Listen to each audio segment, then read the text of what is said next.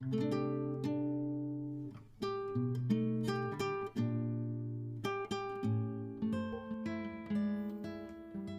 araw po sa inyo lahat at muli po, welcome po dito sa inyong paboritong programa. Dear Kuya E, magandang araw po sa lahat ng tagapakinig ninyo. Itago niyo na lamang po ako sa pangalang Saul.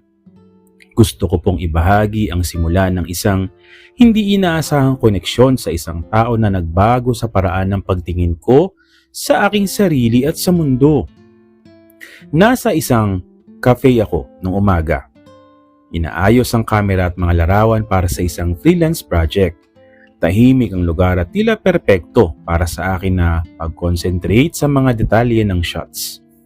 Hindi ko inaasahan na doon ko makikilala si Eric, isang commercial model na kilala sa mga advertisement at fashion campaigns. Dumating siya na pawang natural na kahali-halina sa bawat kilos. Ang charisma at confidence niya na hindi makakaila. Sa umpisa, Kuya E, naramdaman ko ang pressure sa presence niya. Parang bawat galaw niya ay sinusuri ko at bawat ekspresyon niya ay kailangan kong hulihin sa kamera ng tama.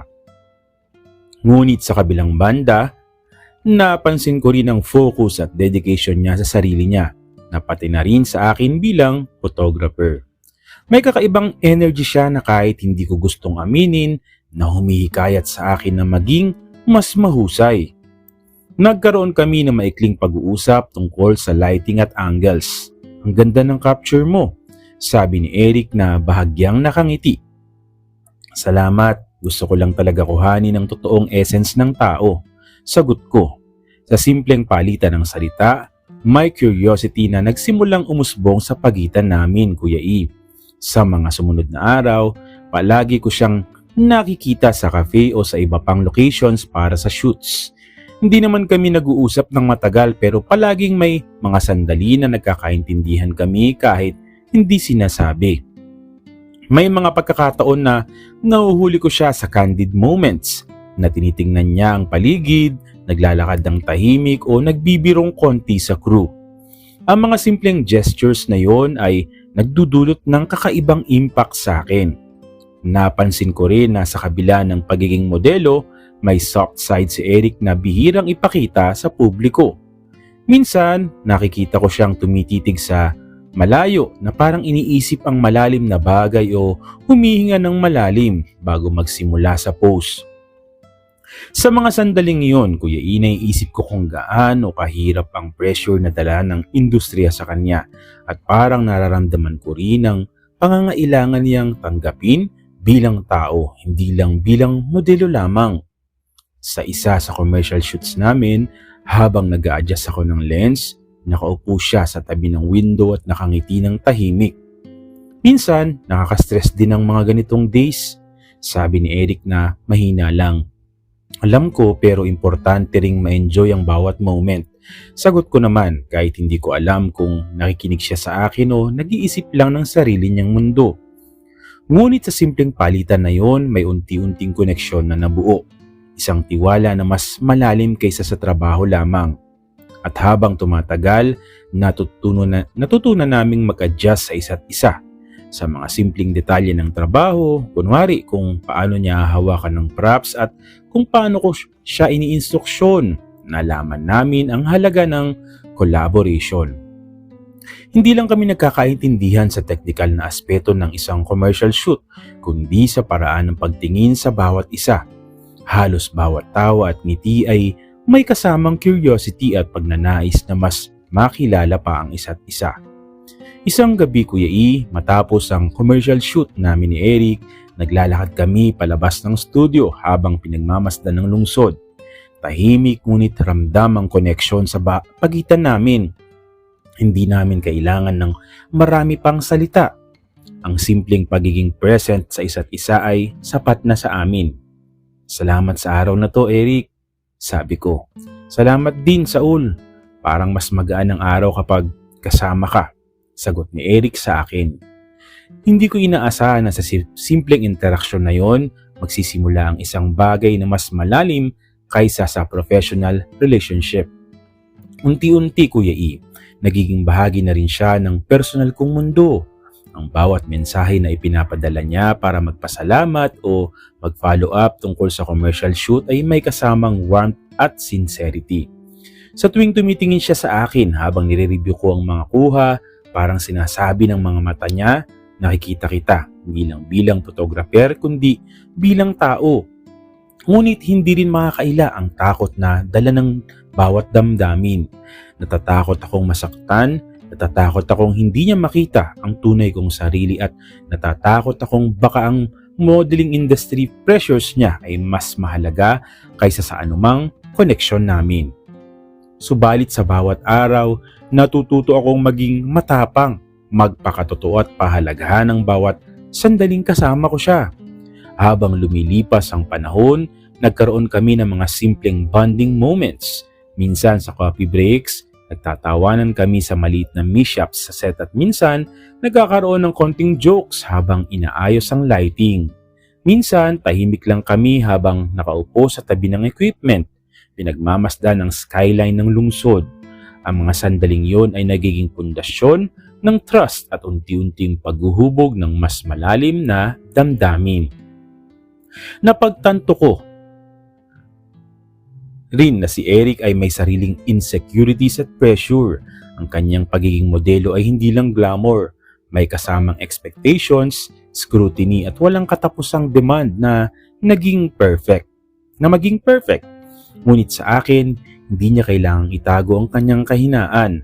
Ang pagiging totoo niya ay nagbibigay inspirasyon sa akin na maging totoo rin sa sarili ko at sa bawat kuha, tawa at tahimik na sandali, natututo kaming magbigay suporta at pagmamahal sa simpleng paraan. Sa mga sumunod na linggo, Kuya E, mas lumalim ang pagkakaintindihan namin. Hindi lang tungkol sa trabaho, kundi natututunan naming pahalagahan ng bawat isa, ang bawat simpleng kilos at ngiti. Minsan, habang inaayos ko ang camera settings, nakatingin siya sa akin at nagbiro. Parang gusto mo kong kuhanin sa lahat ng anggulo. Sabay tawa ni Eric. Tumawa rin ako at tawa namin. Na-realize ko na ito ang simula ng isang espesyal na koneksyon. Hindi pa rin namin inaamin ang damdamin namin sa isa't isa, pero may unti-unting intimacy na parang sa bawat interaksyon. Ang bawat mensahe at bawat call tungkol sa project ay may kasamang subtext ng pag-aalaga at concern. Ang bawat tawa at pag-uusap sa set ay magiging sandigan para sa trust at understanding. Dito ko naisip, Kuya Ina, minsan ang pinakasimpleng pagkakakilala ay nagbubukas ng pintuan sa mas malalim na kwento. Ang simpleng curiosity sa umpisa ay magiging foundation ng tiwala at ang professional na relasyon ay nagiging simula ng isang mas personal na koneksyon.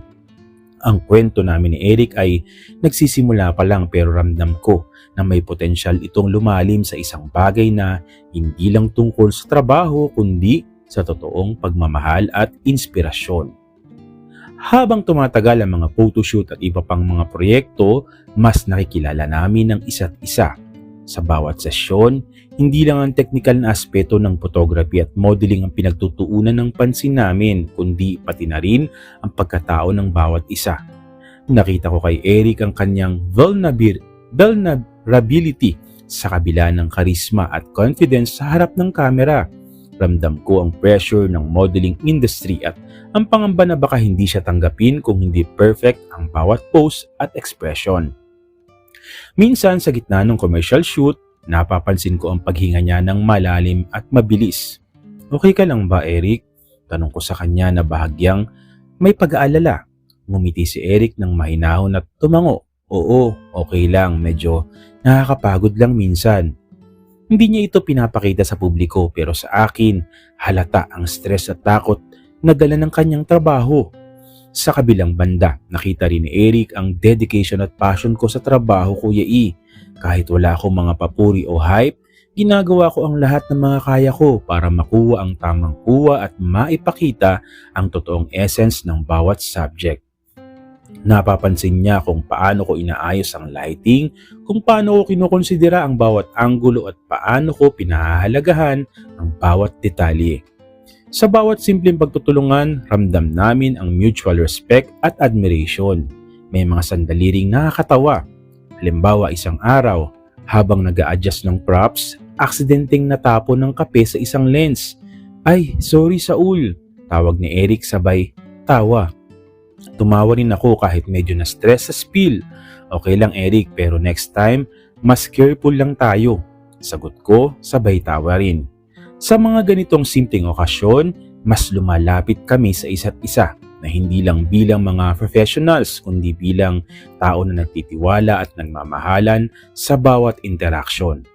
May mga pagkakataon ding tahimik kami sa bawat habang nagtatrabaho. Halos hindi namin kailangang magsalita para maintindihan ang isa't isa. Ang bawat galaw, bawat ekspresyon at bawat paghinga ay nagiging paraan para maramdaman ng koneksyon. Sa mga tahimik na sandali, napapansin ko ang mga bagay na hindi nakikita ng iba. Ang paraan ng pagtingin niya sa camera bago magsimula ang post, ang maliit na ngiti kapag nakikita niya na okay na ang set at ang dedication niya na maging present sa bawat moment.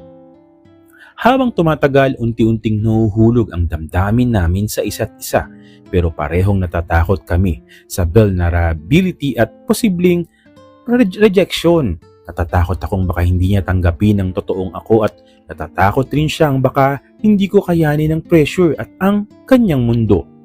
Pero sa bawat araw na magkasama kami, natututo kaming maging matapang. Natututo kaming pahalagahan ng bawat sandali at ang bawat opportunity na makasama ang isa't isa na kahit na ang mundo sa paligid namin ay puno ng expectations at judgment. Isang gabi Kuya E, matapos ang isang photoshoot, naglalakad kami palabas ng studio papunta sa sasakyan namin. Tahimik pero ramdam namin ang koneksyon. "Salamat sa araw na ito, Eric," sabi ko. Tahimik ngunit taos puso. Ngumiti siya at tumingin sa akin. "Salamat din Saul, parang mas magaan ang araw kapag kasama ka talaga." Sa simpleng palitan ng salita, ramdam namin na may unti-unting trust at understanding na nabubuo sa amin ni Eric. Sa bawat bagong proyekto, may mga moments na nagtutulungan kami para sa perfect shot. Minsan, sabay kaming nag-a-adjust ng lighting, sabay nag-aayos ng props at sabay na nagko-coordinate sa team. Hindi namin kailangan magsalita ng marami, pero ang teamwork namin at silent communication ay sapat na. Sa mga sandaling yun, naramdaman namin ang halaga ng pagkakaintindihan at pagtutulungan, hindi lang sa trabaho kundi sa personal na level. May pagkakataon rin na nagkakaroon kami ng simpleng bonding moment sa labas ng commercial shoot. Minsan, nagkakape kami sa tabi ng cafe at nagkwento tungkol sa mga personal na pangarap at kinatatakutan namin.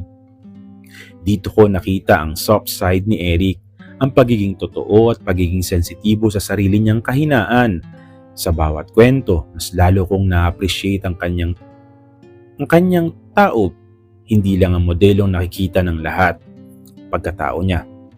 Habang mas nakikilala namin ang isa't isa, natututo kaming pahalagaan ng bawat detalye, kahit maliit na gestures, sa pag-aayos niya ng jacket bago magsimula ang pose, ang simpleng pagtingin sa akin kapag may nagbago sa lighting o ang pag-aalok niyang tulungan akong bitbitin ng equipment ay nagpapakita ng pagmamalasakit at concern.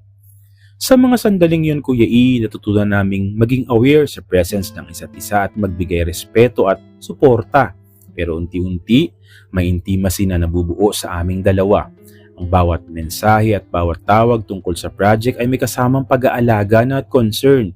Ang bawat tawa at simpleng kwentuhan sa set ay nagiging foundation ng trust at unti-unting paghuhubog ng mas malalim na damdamin. Sa isang espesyal na commercial shoot sa rooftop ng isang building, habang pinagmamasdan namin ang city skyline Kuya E, napansin ko na tinitingnan niya ako habang ako ay nakatutok sa kamera. Parang gusto mong makita ang mundo sa pamamagitan ng lens ko, biro ni Eric, sabay ngiti. Tumawa rin ako at sa tawa namin, ramdam ko ang unti-unting connection at curiosity sa isa't isa. Ang bawat araw na magkasama kami ay nagtuturo rin sa amin ng inspirasyon. Natututo kaming maging matatag sa kabila ng pressure, maging attentive sa pangangailangan ng isa't isa at maging bukas sa mga posibilidad ng pagkakaibigan at pagmamahal. Ang mga experiences na ito ay hindi lang tungkol sa photography o modeling, kung sa pag-unawa sa puso at damdamin ng bawat isa. Hindi namin alam kung ano ang susunod na mangyayari, Kuya E. Pero sa bawat araw na magkasama kami, natututo kaming pahalagahan ng bawat moment at ang presence namin sa isa't isa. Ang koneksyon namin ay hindi lamang dahil sa trabaho, kundi sa mutual na pagrespeto, trust at curiosity. Sa bawat kuwa, tawa at sa tahimik na sandali, natututo kaming maging mas bukas at mas malapit sa isa't isa. At sa mga sandaling iyon, Kuya E, naramdaman ko na kahit may uncertainties, kahit may fear of rejection, may isang bagay na malinaw. Ang bawat araw na kasama si Eric ay nagbibigay inspirasyon sa akin na maging mas mabuting tao at mas matapang sa sarili kong damdamin. Ngayon, Kuya E, ibabahagi ko na po ang pinakamaselang bahagi ng kwento namin ni Eric, kung saan parehong hinaharap namin ang takot, pangarap at pagmamahalan namin. Dumating po ang pagkakataon ng isang malaking campaign, isang high-profile photoshoot na makikita sa mga pangunahing magazine at online platforms. Ang proyekto ay demanding, kailangan ng precision, dedication at creativity, pero higit sa lahat, kailangan ng synergy sa pagitan ng model at photographer. Ang presensya ni Eric sa shoot ay nagbigay inspirasyon sa buong team, pero para sa akin, ang pinakamahalaga ay ang pagkakataong magtrabaho ng malapit sa kanya. Sa gabi bago ang commercial shoot, naglakad kami sa rooftop ng studio. Tahimik ang paligid, ang ilaw ng city skyline ay nagiging backdrop ng pag-uusap namin. Alam mo, Saul, minsan pakiramdam ko, kailangan kong maging perfect palagi. Sabi ni Eric habang nakatingin sa ilaw ng lungsod. Ramdam ko ang bigat ng kanyang pressure, ang expectation ng mundo sa kanya at ang takot niyang mabigo o hindi tanggapin kung may mali siya. Tama ka sa pakiramdam mo, Eric, pero nakikita ko rin naman sa iyo na okay lang maging totoo, kahit hindi perfect. Sagot ko, habang tinitingnan ng mga mata niya. Ang pagkakataong yun ay puno ng honesty. Hindi namin kailangang itago ang kahinaan namin, ang takot namin o ang imperfections namin. Sa simpleng pag-uusap na yun, naramdaman naming parehong handa na maging bukas sa isa't isa, hindi lang bilang profesional kundi bilang tao na nagmamahalan. Sa araw ng commercial shoot, ramdam ko ang excitement at nerves, ngunit sa bawat setup, bawat lighting, adjustment at bawat pose ni Eric, ramdam ko rin ang trust at support na binibigay namin sa isa't isa. Kahit sa mga detalyadong requirements ng campaign, palaging may pagkakataon na nakikipagtulungan kami sa isang tahimik na paraan, isang tingin, isang gesture at simpleng smile na nagsasabi na nasa tabi kita, pero kaya natin to. Isa sa mga pinaka-challenging shot ay ang outdoor rooftop scene na kailangan ng perfect sunset lighting. Ang hangin ay malamig at ang setting ay delikado sa ilang spots. Habang inaayos ko ang camera at lens, naramdaman kong nag-aalala si Eric, sabay sa guidance. Salamat sa guidance, Saul, bulong niya, habang tumututok sa pose. Walang anuman, Eric, kaya natin to. Sa bawat kuha, nakikita naming ang chemistry na natural sa pagitan namin, hindi lang ito tungkol sa modeling at photography. Sa gitna ng shoot, may pagkakataon na tumigil kami sa paggawa at tumingin sa isa't isa. Saul, hindi ko akalaing sa trabaho lang natin makikita ang totoong koneksyon natin, sabi ni Eric. Tumango ako. Oh, Eric, dito ko rin nakikita ang passion at pagiging totoo mo. Sa simpleng palitan ng salita, ramdam namin na parehong handa na magpakita ng totoong damdamin. Hindi lang bilang commercial model at photographer, kundi bilang dalawang tao na nagtutulungan at nagmamahalan. Saul, natatakot ako minsan na baka hindi tanggapin ng mundo ang totoo kong sarili, sabi ni Eric. Alam mo, Eric, hindi mo kailangang itago ang sarili mo para sa iba. Para sa akin, okay ka na.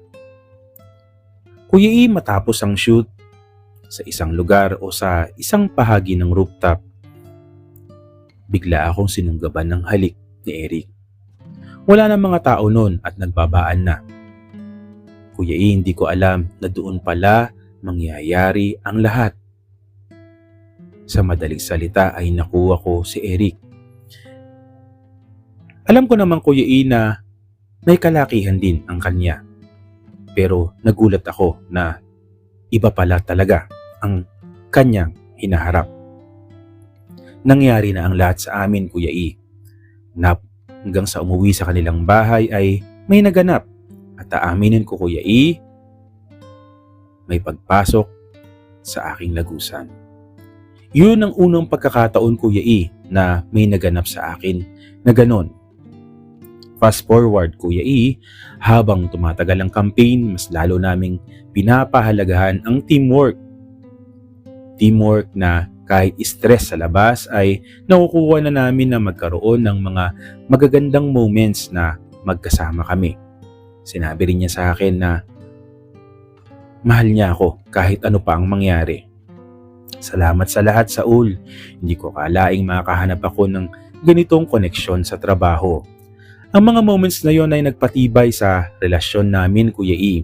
At sa gitna ng inspirasyon, pressure at challenges, natutunan naming maging bukas, honest at supportive. Sa wakas, Kuya E, natutunan naming hindi lang ang trabaho ang sukatan ng tagumpay, kundi ang pagmamahal, pag-unawa at pagtanggap sa isa't isa.